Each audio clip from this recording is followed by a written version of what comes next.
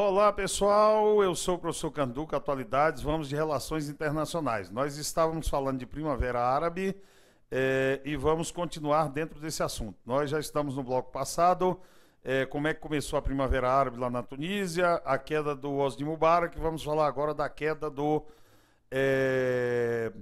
Muammar Gaddafi, o mais longevo ditador, o mais polêmico ditador do Oriente Médio, foi apelidado pelo Reagan de o cachorro louco.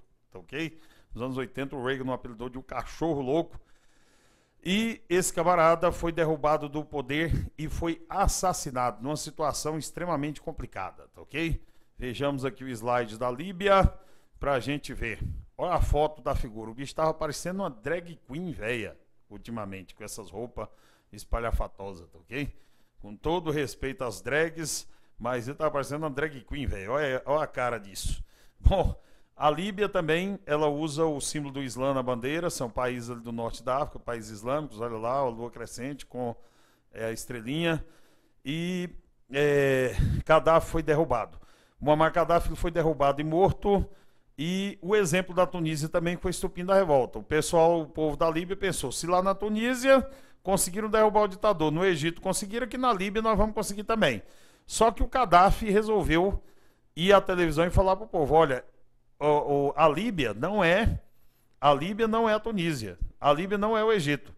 Eu vou pegar pesado, disse ele. E pegou, galera, tá ok? Os rebeldes sediados lá na cidade de Benghazi deram início à revolução e partiram para cima do cachorro louco, tá ok? O cachorro louco reagiu, rapaz, violentamente. O Gaddafi reagiu violentamente e em uma semana de conflito ele já tinha mandado matar mais de 1.000 pessoas. Os soldados que se recusavam a atirar contra os manifestantes, ele mandava executar, mandava que o comandante do soldado executasse o soldado que não quisesse atirar contra as multidões. Ele mandou tanque passar em cima dos manifestantes, atirou de canhão de tanque nos manifestantes e mandou helicópteros bombardear as manifestações e queria que caças da Força Aérea bombardeassem as manifestações. Bom, houve uma intervenção, a ONU aprovou uma intervenção, o Brasil ficou neutro, o Brasil sempre fica neutro nessas ocasiões. O Brasil estava com a cadeira na época no Conselho de Segurança, uma cadeira rotativa, e se absteve na votação. Mas um grupo liderado por Estados Unidos, França e Inglaterra bombardeou o país apoiando os rebeldes até que eles tomaram o controle do país depois de uma sangrentíssima guerra civil e eles conseguiram derrubar o cachorro louco, tá ok? Bom, de olho no nosso slide de novo, vejamos. A Líbia, então, teve a rebelião começando em Benghazi, que é uma das cidades importantes do país, e de lá de Benghazi, eles partiram para a capital e o Gaddafi fugiu de lá. A economia da Líbia basicamente se resume a petróleo, é um país desértico, metade do país é deserto do Saara, inclusive o corpo do Gaddafi foi enterrado no deserto do Saara, em local ignorado e não sabido. Ninguém sabe onde aquilo foi enterrado, só as autoridades, que é para não criar peregrinação ao local onde ele está enterrado. E então a economia do país é petróleo, já que o país é um país completamente árido.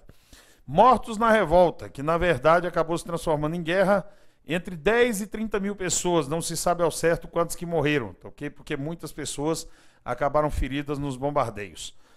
Bom, depois que a capital, Trípoli, foi tomada, Gaddafi fugiu para o interior e ele foi morto no interior da Tunísia, próximo da cidadezinha onde ele nasceu. A morte do cara foi sinistra, viu, galera? Tá ok? Bom, por favor. O Gaddafi, ele foi capturado vivo, a gente viu os vídeos na internet, ele foi capturado vivo e os caras filmaram o assassinato dele. Claro que as imagens que foram a TV não dava pra gente ver com clareza, mas ele foi baleado, depois foi espancado e depois de muito espancado e baleado, mas ainda consciente, ele foi empalado, tá ok? Empalado, ele e o filho dele. Para quem não sabe o que é o empalamento, você pega uma estaca de madeira, faz uma ponta na estaca de madeira, finca ela no chão, senta o camarada na ponta da estaca e puxa ele até topar no chão lá embaixo. Ele e o filho dele foram mortos desse jeito, depois de torturado, espancado, foram empalados. Depois eles pegaram os corpos dos dois, levaram para para a capital e colocaram dentro de um freezer, ok? Daqueles freezer de açougueiro que tem aquela frente de vidro para que o povo pudesse passar e ver ele e o filho dele morto dentro do freezer, igual mostra carne no açougue. Ficou 2 dias lá, 48 horas, o povo passando para ver o corpo dos dois lá morto. Foi sinistro o fim desse cara, ok? Mas esse também matou gente durante os 42 anos de ditadura dele, que Deus me livre. Bom, slide, por favor. As eleições que os rebeldes prometeram, que o derrubaram, prometeram fazer acontecer em julho de 2012. Eleições legislativas são realizadas sob muita violência. Houve muita morte, muita violência no dia das eleições, mas os eleitos prometeram elaborar uma nova constituição para o país. E a Líbia foi um dos poucos países, pessoal, onde os eleitos não são ligados a grupos religiosos. Lá na Tunísia, o partido Ennahda, que venceu as eleições, quer uma constituição baseada em leis islâmicas. No Egito, a Irmandade Muçulmana queria transformar o país numa ditadura islâmica. Na Líbia, o grupo que foi eleito tem pretensões de criar uma constituição para um Estado laico, onde religião e política são separados um do outro. Ok? Bom, então, essa é a situação. A Constituição está sendo providenciada. Falemos do governo, então, da queda de Ali Abdullah Saleh, do Iêmen. Esse camarada aqui estava há 32 anos no poder. O Iêmen é a terra natal do pai de Osama Bin Laden. Os Bin Laden são de lá. O Osama já nasceu na Arábia Saudita, mas o pai de Bin Laden, o Mohammed Bin Laden, nasceu no Iêmen e migrou para a Arábia Saudita, onde o Bin Laden nasceu. O Iêmen, pessoal, é um país que tem petróleo, tem agricultura, tem uma pesca bastante significativa, mas é considerado o país mais pobre de todo o Oriente Médio. O Iêmen está para o Oriente Médio como o Haiti está para o continente americano. A gente fala que o Haiti é o mais pobre das Américas, o Iêmen é o mais pobre e um dos mais atrasados países da América. É um dos berços de recrutamento de rebeldes por parte da Al-Qaeda, a organização terrorista criada por Osama Bin Laden, ok? Esse Abdullah Saleh, Ali Abdullah Saleh, ele fez um acordo político para sair do poder, ok? O exemplo da Tunísia também foi estopim da revolta. O povo falou, se na Tunísia deu certo, aqui também vai dar certo. Vamos tirar esse cara do poder que está há 32 anos no poder e o nosso país continua sendo um dos mais pobres do mundo. E ele estava preparando o filho dele para sucedê-lo. Rebeldes sediados na capital do Iêmen, que é Sanaa, ok? A capital do Iêmen, deram início às revoltas populares que logo se espalharam pelo país. A economia do país é baseada em petróleo, agricultura e pesca. E o Iêmen está bem na entrada do Mar Vermelho. Está bem na entrada do Mar Vermelho, tá, ok? Que é o mar que dá entrada para o canal de Suez, atravessando em direção ao Mediterrâneo. É uma região geograficamente extremamente estratégica. E durante essa guerra ao terror agora, os Estados Unidos fizeram um acordo com o ditador para construir uma base militar.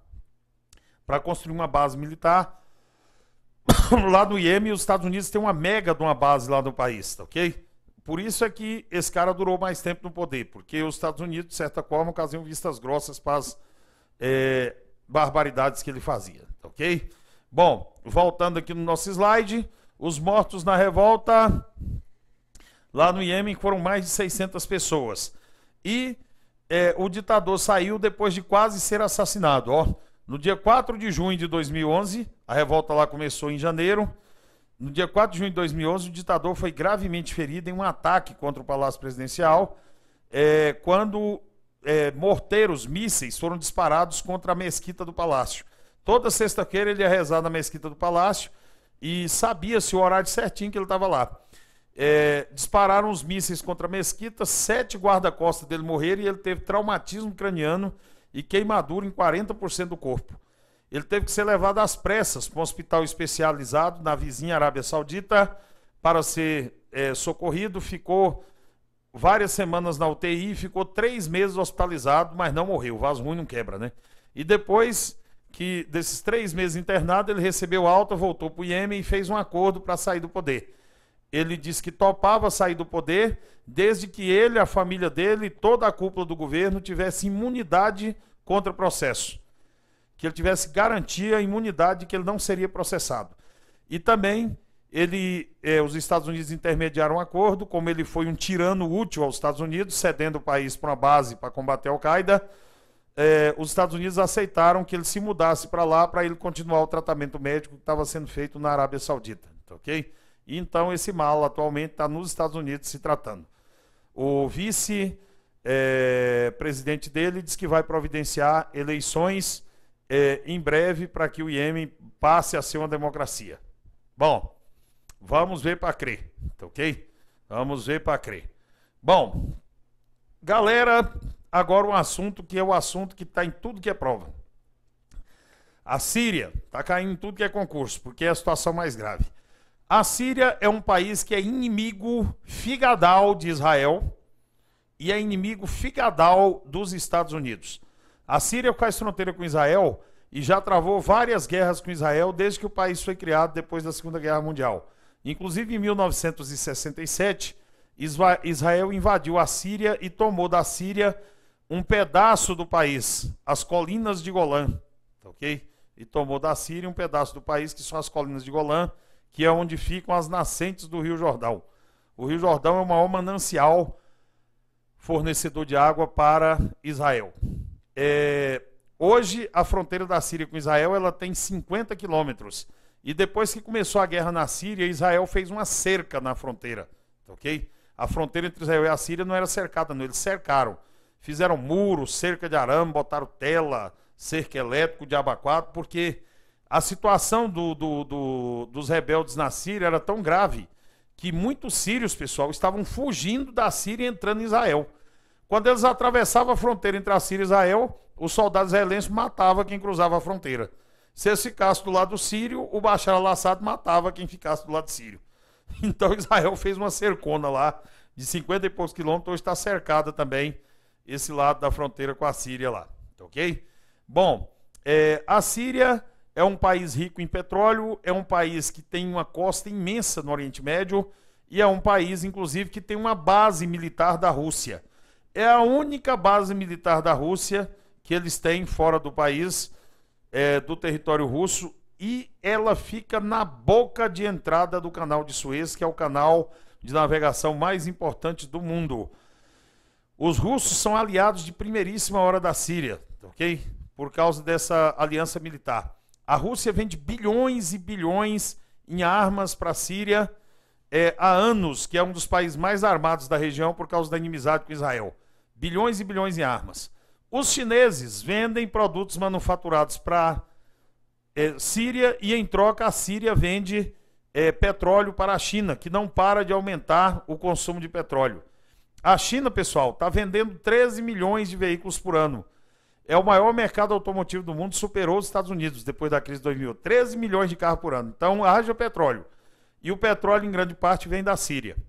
Bom, esses dois países, a Rússia e a China, eles, então, como são aliados do governo sírio, quando vai ter votações contra a Síria no Conselho de Segurança da ONU, a China e a Rússia, que são países com cadeira permanente e têm direito a veto, vão lá e vetam.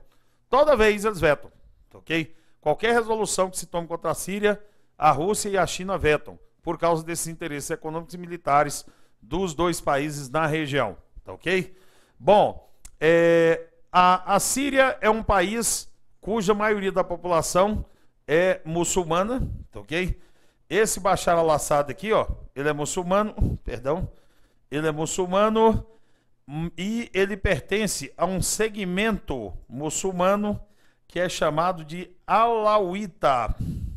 Ele é no segmento muçulmano Alauíta, ok? Alauíta. Bem, os alauítas, eles são uma minoria religiosa que existe no país, são 10% da população apenas, mas eles estão no poder. O pai do Bashar al-Assad, o Hafez al-Assad, tomou o poder na década de 60 e quando ele morreu em 2000, ele passou o poder para o filho. O poder já passou de pai para filho. O pai dele era alauíta, ele é alauíta, 10% da população também é alauíta. E 70% da população de lá é sunita. Os alauítas são uma ramificação dos muçulmanos xiita. E tio Ganduca ferrou geral, tá ok? Ferrou geral. Eu pensei que só tinha muçulmano, sunita e xiita. Agora, quer dizer que dentro do ramo xiita tem esses tais de alauíta? Sim.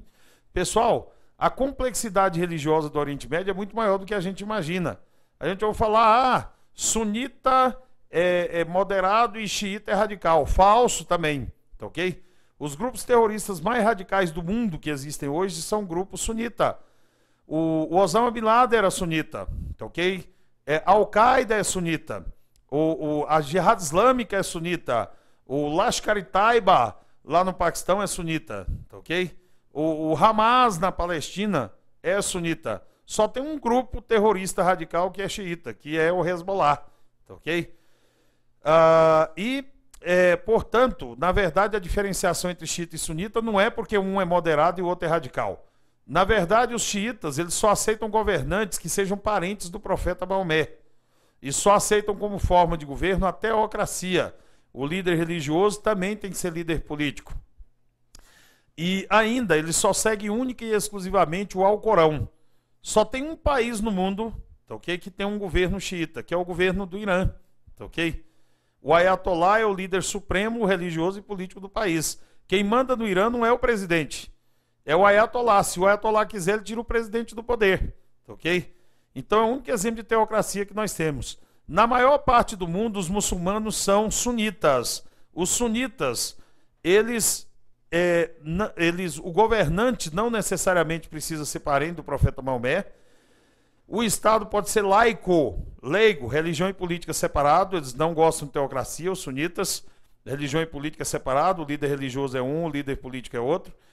E também, os sunitas, além de seguir o Alcorão, que é o livro sagrado, eles seguem a Sunna, que é um livro de ditos e ensinamentos do profeta Maomé. Essa é a diferença. Não é porque um é radical, o outro é moderado, não. Tá ok? Agora, olha só. Aqui no Brasil, a gente sabe que a maioria do povo é cristão. Aí tem assim, para quem é de fora, tem os católicos e os protestantes. Pois é. Só que dentro do ramo protestante, tem quantos tipos de igreja? Tem os pentecostais, os neopentecostais, tem os apostólicos, tem, então, diversos tipos de cristão protestante. Tem a Assembleia de Deus, Igreja Universal, tem Igreja Batista, Metodista, Mundial do Poder de Deus, enfim. Dentro do grupo sunita e xiita também tem isso. Não tanto quanto no protestantismo, mas tem isso também. Por exemplo, os alauítas são uma ramificação dentro do grupo xiita. Bem como dentro da área sunita existem grupos que também se diferenciam. Por exemplo, o Osama Bin Laden ele era sunita, só que ele era sunita wahhabita, porque ele seguia os ensinamentos do profeta Wahhab, que era radical. A Irmandade Muçulmana do Egito, ela é sunita, só que é sunita salafita, ok? É sunita salafita.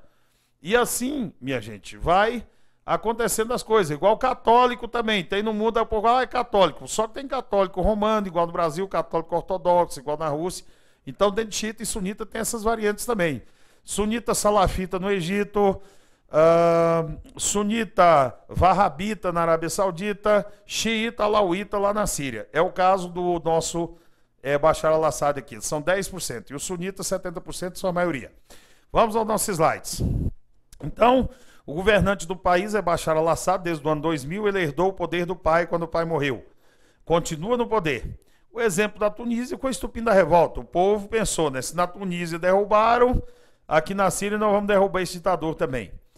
Rebeldes sediados na cidade de Derá, que é uma das cidades importantes do país, deram início às revoltas populares que logo se espalharam pelo país.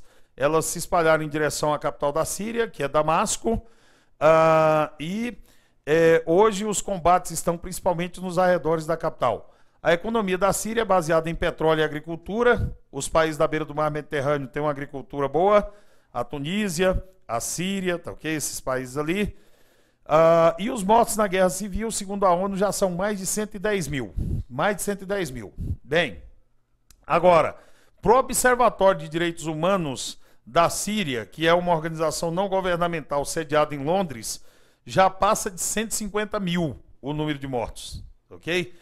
Bom, e nós temos, pessoal, vendo a ONU tratando do assunto da Síria com 2 pesos e 2 medidas. A ONU até agora pouco tem feito para impedir o massacre de civis. E por qual motivo?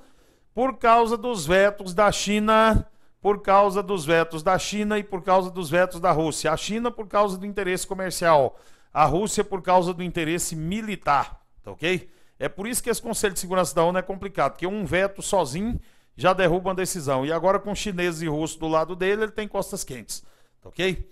Vamos para frente. Vamos ver como é que está o desenrolar dessa guerra civil na Síria. A guerra civil na Síria segue sangrenta e já dura mais de 2 anos. Em agosto de 2013, nós tivemos o momento mais crítico dessa guerra. Um ataque com armas químicas deixa mais de 1.400 mortos nos arredores de Damasco. E os Estados Unidos ameaçam invadir o país. Ok? Bom, pessoal, por que esse momento foi mais crítico? Porque desde o começo da Guerra Civil, que o Barack Obama falou, olha, existe uma linha vermelha que o governo de Bashar al-Assad não pode ultrapassar. É usar arma química contra civis. A Síria, pessoal, ela tem o 3º maior arsenal de armas químicas do mundo. São mais de 1.000 toneladas de gases químicos. Gás sarin, gás mostarda e tal, que são gases asfixiantes que matam pessoas e animais indiscriminadamente. Vocês devem ter visto na televisão as filas de corpos de crianças mortas e tal nesse ataque lá em Damasco. Bom, quando apareceram as filas de crianças mortas no chão e a suspeita do ataque com gás, logo os rebeldes disseram que quem jogou a bomba para matar esse bando de civil foi o Bashar al-Assad. Ele falou, cara, eu não sou doido de fazer isso. O Obama disse que invadiria meu país se eu quisesse isso. Quem fez isso foram os rebeldes. Os próprios rebeldes usaram armas químicas para poder botar a culpa em mim e fazer os Estados Unidos invadir a Síria. E os rebeldes falaram, esse cara tá louco. Nós, os rebeldes, jamais faríamos isso. E fato é, pessoal, que possivelmente o Assad não seria tão louco assim a ponto de querer que os Estados Unidos invadissem o país, não. E o Barack Obama ficou numa sinuca de bico. Ele já está metido numa guerra, ele já saiu do Iraque, mas continua metido numa guerra no Afeganistão. A moral dele no Oriente Médio está muito baixa, e se ele invadisse mais um país do Oriente Médio, seria extremamente problemático. Mas ele não podia passar em branco. E ele ficou ameaçando. Só que para invadir o país, para bombardear o país, ele disse que não ia invadir, mas ia bombardear alvos militares estratégicos no país. Ele precisava do apoio da comunidade internacional, e ele não conseguiu. Então, quem acabou saindo ganhando foi o Vladimir Putin. Vladimir Putin, da Rússia, aliado da Síria, arrumou uma saída salomônica para o problema. Vejamos no nosso slide, ó. Vladimir Putin, aliado da Síria, consegue um acordo para evitar a intervenção militar americana. A Síria se compromete a destruir todo o seu arsenal químico. A Síria se compromete a destruir todo o seu arsenal químico. E, veja bem, com isso, os Estados Unidos disseram que não invadiriam o país. Os Estados Unidos saíram chamuscados, meio que desmoralizados, e o Vladimir Putin saiu como salvador da pátria. O cara que não só evitou a guerra, como ainda promoveu a destruição desse arsenal de armas de destruição em massa da Síria. Em outubro de 2013, o acordo estava sendo implementado e a OPAC, que é a Organização para a Proscrição das Armas Químicas, ou para a Proibição das Armas Químicas, afirma que o país destruiu todas as suas instalações de fabricação dessas armas. Todas as fábricas de armas químicas foram destruídas. Agora falta destruir os estoques, que são cerca de 1.000 toneladas de gás. A destruição desses estoques tem que ser feita de forma controlada, porque se o gás escapar, vai matar quem estiver em volta. Então, para não contaminar o local, cara, 1.000 toneladas é 1 milhão de quilos, ok? De gás. E tem que ser feito de forma controlada, as fábricas já foram destruídas, falta destruir esse arsenal. Pode demorar uns 3 anos e deve custar $1 bilhão a destruição desse arsenal todo. Olha que insanidade o ser humano tem, né? Criar uma coisa monstruosa dessa. E graças a essa atuação da OPAC, a Organização para a Proibição das Armas Químicas, em outubro de 2013, a OPAC ganhou o Prêmio Nobel da Paz, tá ok? É essa a situação atual na Síria, tá bom? Bem, e galera, vamos ver. Nós tivemos ainda rebeliões no mundo árabe em outros 4 países. Só que nesses 4 países, essas rebeliões foram encerradas, os governos atenderam a reivindicações das pessoas, deram aumento de salários, criaram programas sociais, fizeram mudanças na legislação e a coisa acabou. Olha o slide, onde é que teve mais ainda rebeliões árabes. Outras rebeliões. Nos países abaixo também houve protestos, mas a situação já se acalmou, foi controlada. No Bahrein, o Sheikh Hamad bin Isa al-Khalifa conseguiu distribuiu dinheiro para a população, fez um monte de programa social e tal. Mandou depositar, cara, $6.000 na conta de cada um dos cidadãos a título de distribuição do dinheiro do petróleo, ok? E deu aumento de salário, criou o programa de casa própria, acesso à universidade, não sei o que, a coisa se acalmou. E também meteu bala num monte de gente. Na Jordânia, o rei Abdullah também deu aumento de salário para o povo, prometeu mudar a legislação, reduzir seus poderes, não sei o quê. Na Argélia, Abdelaziz Bouteflika. A Argélia é o terceiro maior produtor, aliás, é o segundo maior produtor de petróleo do Oriente Médio. Só perde para... do Oriente Médio, não, da África, tá ok? Primeiro lugar lá é a Nigéria, segundo a Argélia. O país tem petróleo para dar com pau. O ditador Abdelaziz Bouteflika deu aumento de salário para a galera, criou uns programas sociais que vai mudar as leis, a coisa acalmou.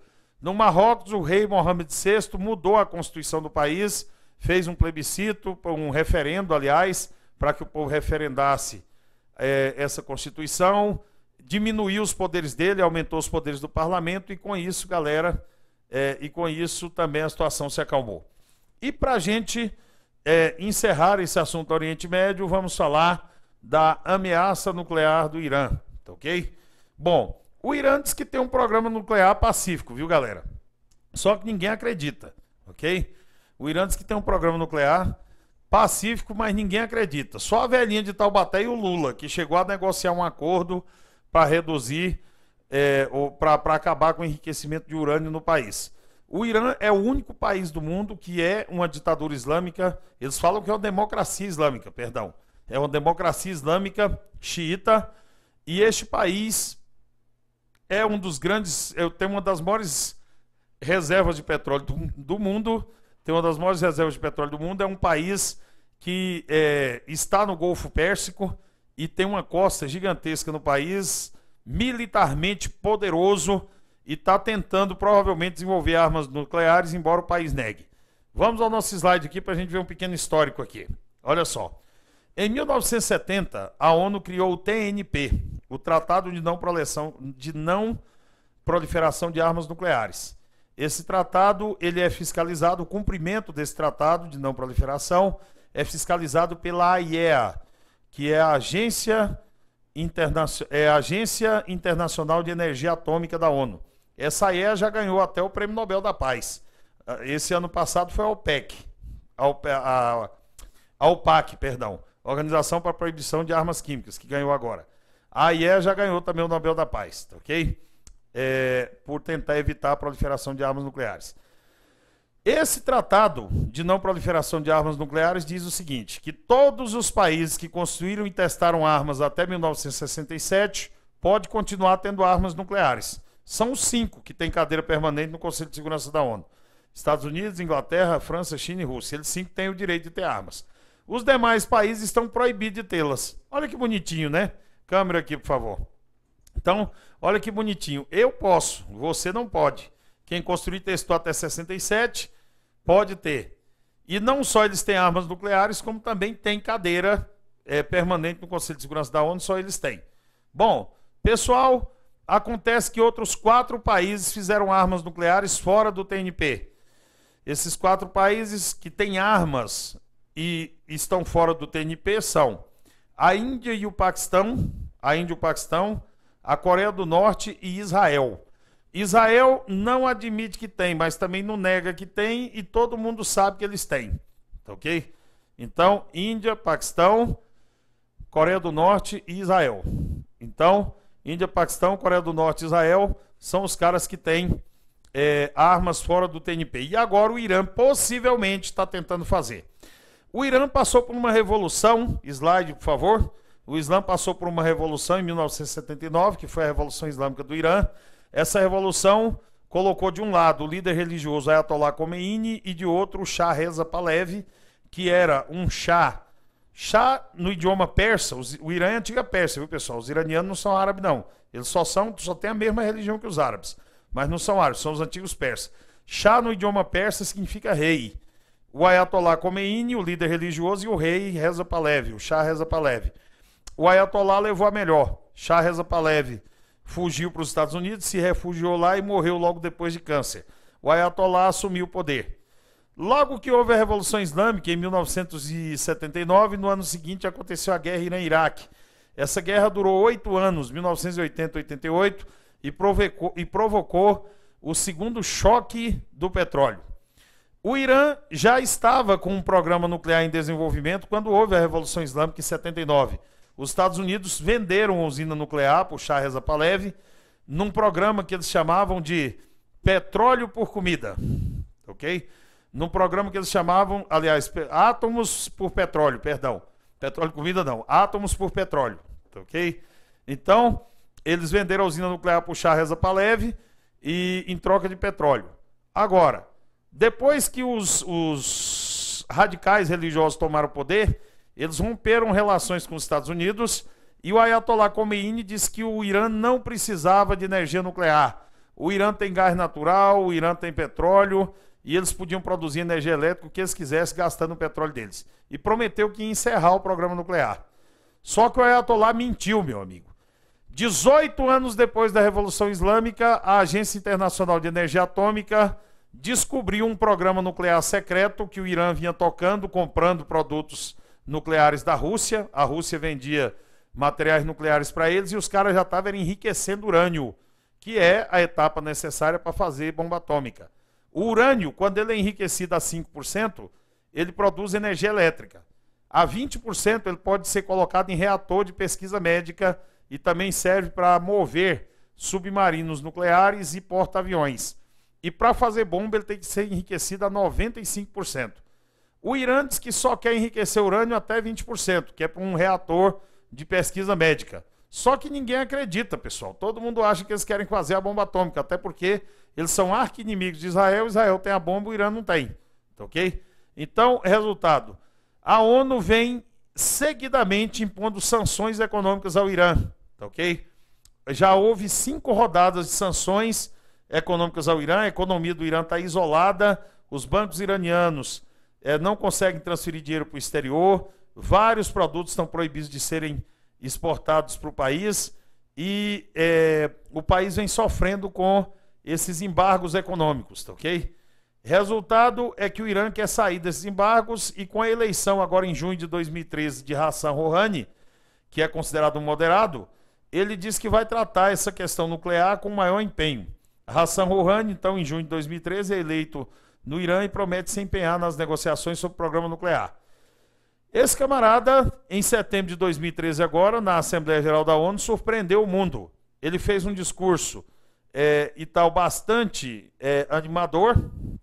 Ele fez um discurso bastante animador, dizendo que estava a fim de negociar o fim do programa nuclear iraniano, mas que é um direito do país ter energias nuclear para fins pacíficos e tal, e fez um discurso totalmente moderado. Ele até fez um feito inédito. Desde 1979 que nenhum presidente dos Estados Unidos conversa com o presidente do Irã. Os dois trocaram um telefonema. Esse telefonema foi histórico, tá ok? Agora em setembro. Desde 1979 que o presidente dos Estados Unidos não conversava diretamente com o do Irã. Os dois não têm representação diplomática, os Estados Unidos não têm embaixada no Irã e eles estão abrindo esse canal de negociação. Mas o Obama diz que só discurso não basta, tem que haver gestos verdadeiros, tá ok?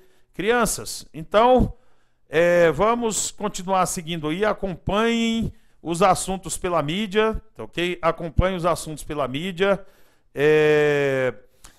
mantenha-se atualizado, onde tiver Rádio CBN, você escute Rádio CBN, leia os jornais, as revistas, a Rádio CBN toca notícia, acompanhe, enfim, porque só a nossa aula não é suficiente para você, não.